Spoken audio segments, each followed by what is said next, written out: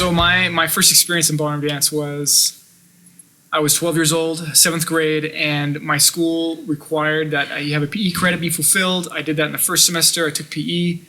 And then the second semester, I looked at my schedule card, and there was a social dance class added to my schedule.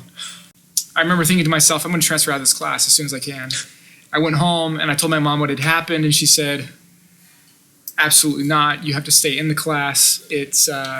You have to do this. And I was kind of shocked by that because my mother really doesn't tell us kids to do anything, really, but she put her foot down on this one. I ended up falling in love with ballroom dance, which was a funny thing for me at the time. I didn't think I would, but I fell in love with it. And years later, like when I was in high school, I asked my mother, why did you make me take that class? Like, why'd you make me stick it out? And she said, because you were awkward around women, around girls.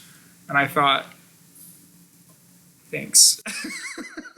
I was fortunate enough to win a national title for the Latin category at the age of 18. And then I was also fortunate enough to actually make the top 12 of the Latin category of the amateur Latin. So, yeah, I worked really hard, but my main objective was, what kind of spurred that desire was getting onto the team at BYU. I wanted to be on a team that would travel the world and have that experience in the group. I grew up on this film, being a ballroom dancer. I don't know if there were many ballroom dancers at the time who knew about it, but I did, and I grew up on it. And I can honestly say that there are well over half of the experiences in this film that I actually personally experienced myself. Being a ballroom dancer, when I watched the movie, I thought I was just stepping back into that world and experiencing it from an outsider's perspective, and I thought he just hit the nail right on the head. He's unequal when it comes to passion. I mean, at least for the characters in the ballroom world. They have like this drive, but the drive is seated and situated in this place where it's like, I want to beat somebody out. And I feel like Rico is a man who just wants to connect with family and maybe even bring others into his family so that he can actually share this passion with others. But he's incredibly protective. He doesn't just let anybody in. And when some people come around, like Scott, he's very suspicious at first and even angry, and then he fully embraces him with like his whole heart. So he's a very passionate individual. It's like untapped passion. And he's like a really rough around the edges. His dancing style is street dancing, and then when the music turns on, he just gets out there and he just dances street dancing. And that to me is like this full representation of authenticity and just raw emotion. And that's actually something I've experienced while doing this role. Flamenco really does permit one to actually experience that, well, for me, that raw emotion and that authenticity of just feeling when you're dancing. It's been interesting because a couple people have come up to me and given like just little kernels of like golden nuggets, just saying, like Sally Dietlein, she said, John, it's really interesting because your character is the antithesis of Barry Fife.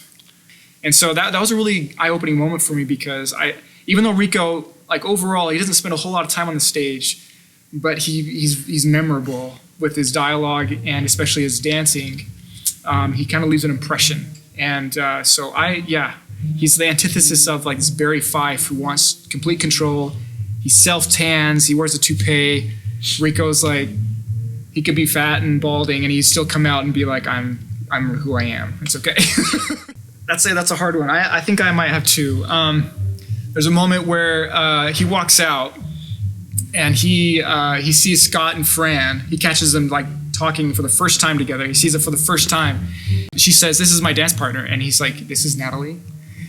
And it like dawns on him. He's like, you've been lying to me this whole time. And another one is just, I wouldn't say it's one line in particular, but it's that scene where I see Scott for the first time after he's broken up with my daughter, Fran, and I just get super upset. And I remember one night people keep telling me don't hold back, so I just went for it. I was like spit everywhere. I was like yelling at him, and Scott's doing well, like reacting to that, like and I just in my head I was like delivering my line. I don't remember even saying the lines, but I remember thinking, did I go too far in that one?